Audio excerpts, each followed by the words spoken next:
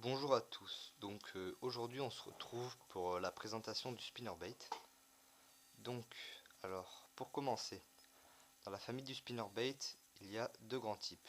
Donc le spinnerbait classique avec palette, jupe, hameçon et le buzzbait.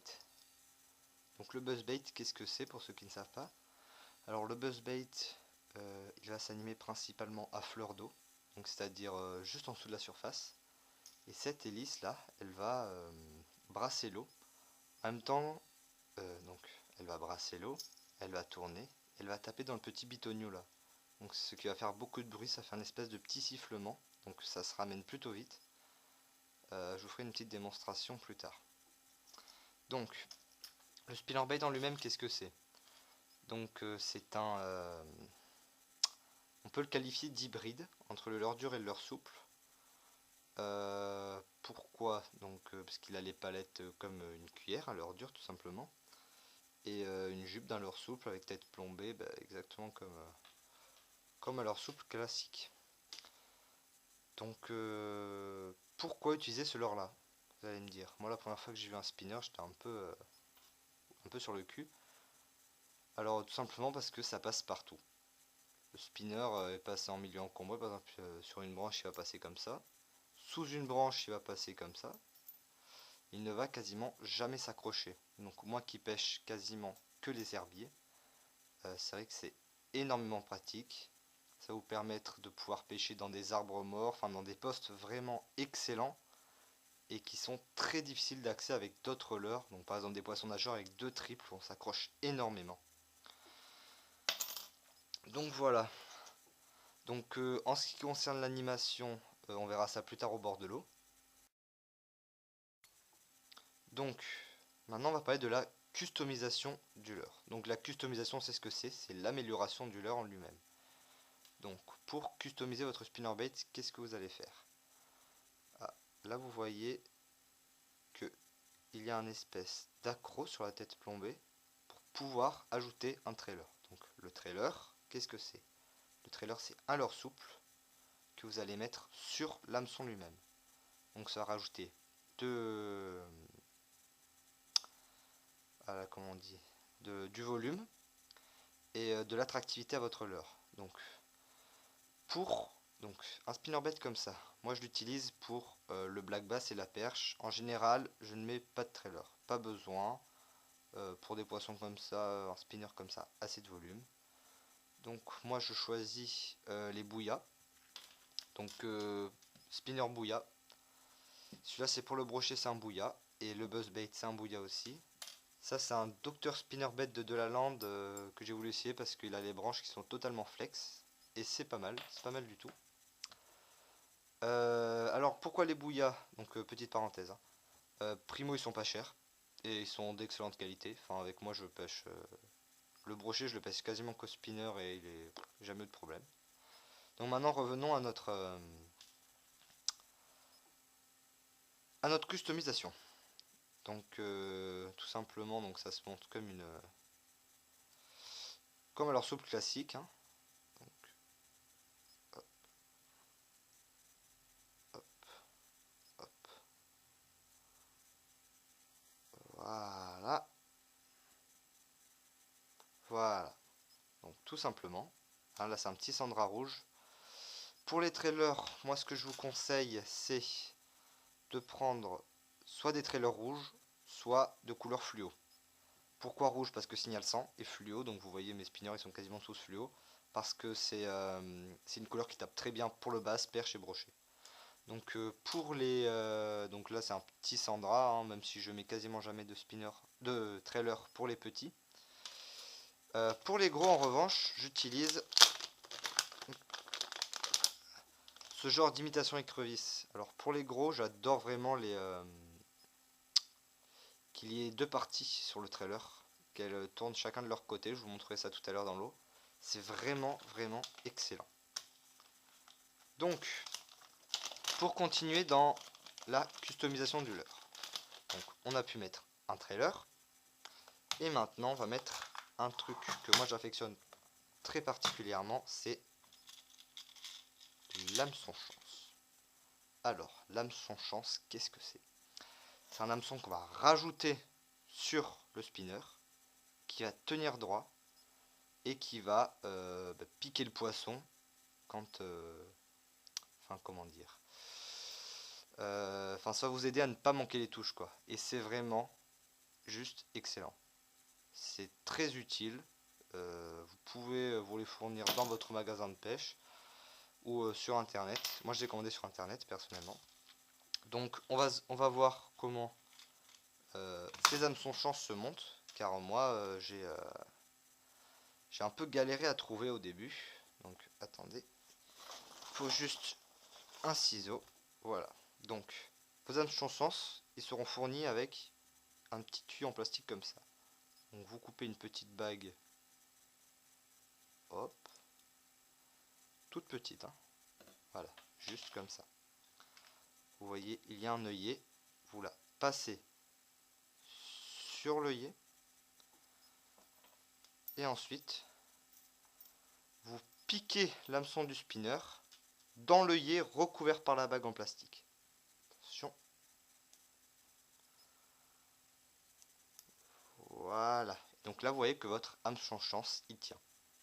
Alors, je vous explique ça parce que moi, j'ai galéré à trouver comment on fait. Donc voilà. Alors ensuite, j'ai vu des gens qui mettent des trailers sur l'hameçon chance lui-même. Je trouve pas ça forcément utile parce que du coup le brochet il va attaquer le trailer principalement et il va pouvoir se piquer que sur le seul hameçon. Donc dans ce cas l'hameçon chance devient l'hameçon principal et il perd un peu sa fonction. Donc moi ce que je fais pour le spinner à brochet, je mets tout simplement le trailer sur l'hameçon et je mets l'hameçon chance par dessus. Ce qui fait que l'hameçon chance dépasse à peu près de 2 cm du trailer. Donc, et quand le brochet attaque, il attaque le trailer, donc non seulement il se pique avec celui-là, et en plus avec l'hameçon chance. Donc ce qui permet de les décrocher, de ne pas les décrocher justement, et que s'il loupe son attaque et ne se pique pas avec le premier hameçon, il se piquera quasiment forcément avec le deuxième. Donc voilà, ça c'était la présentation du spinner en gros et comment le customiser. Donc à de suite pour l'animation.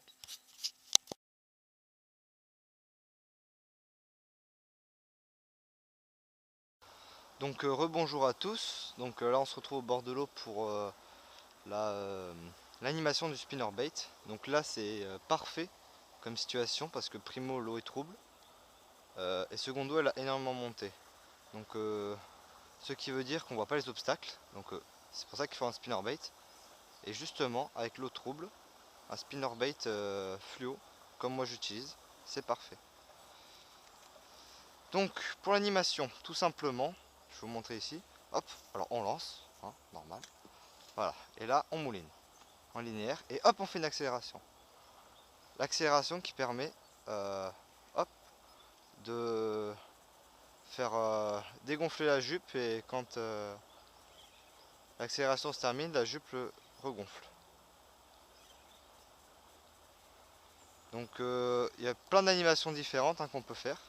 Mais celle-là c'est la mieux, c'est la plus simple et franchement pas besoin de se casser la tête à faire je ne sais quoi, vous faites en linéaire avec des accélérations de temps à autre.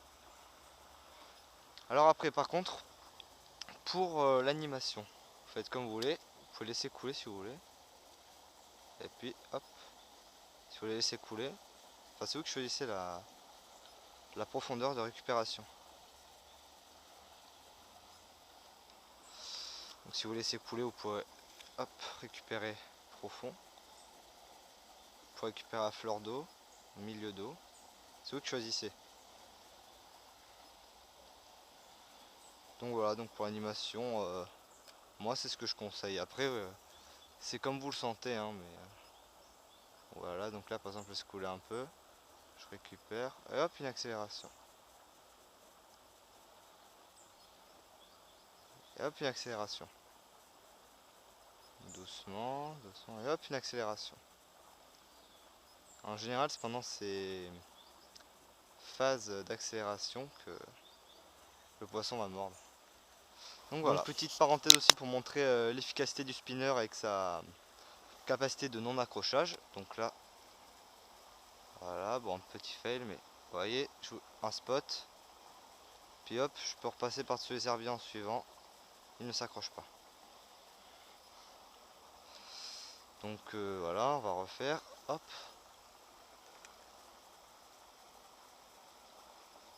Je veux pêcher dans ce spot au fond là-bas.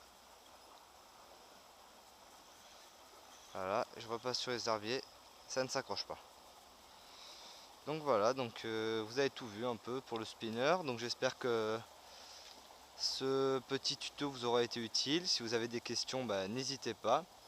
Et si vous avez des envies précises de vidéos, bah, n'hésitez pas non plus parce que cette vidéo je la fais pour un abonné. Donc dédicace à toi, je me souviens plus de ton pseudo, je suis désolé. Donc voilà, bah, merci tout le monde, à bientôt.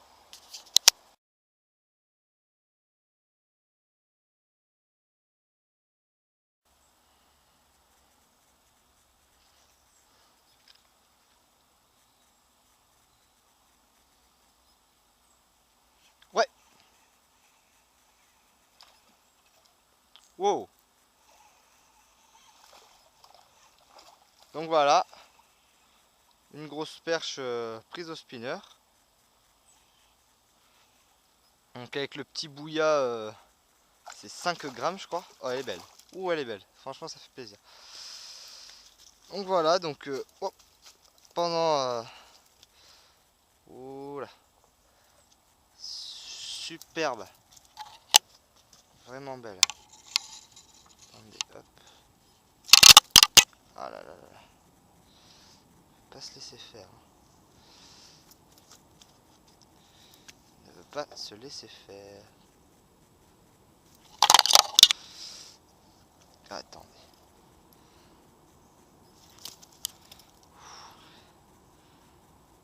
Voilà. Magnifique.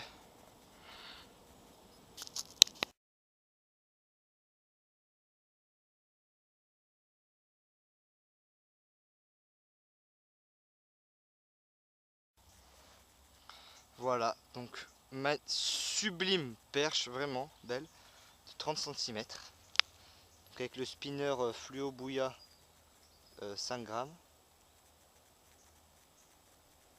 Avec un petit Sandra en trailer, Sandra rouge. Même si sur ces spinners je mets pas de trailer, c'était pour la démonstration. Donc elle a vraiment des superbes couleurs, là vous voyez les rayures, magnifiques. Ah, un peu de mal à repartir la pépette. Allez. Voilà. Sublime, franchement ça fait plaisir. Tiens, regardez, elle est là. Ah, elle repart. Ah, ça fait vraiment plaisir là.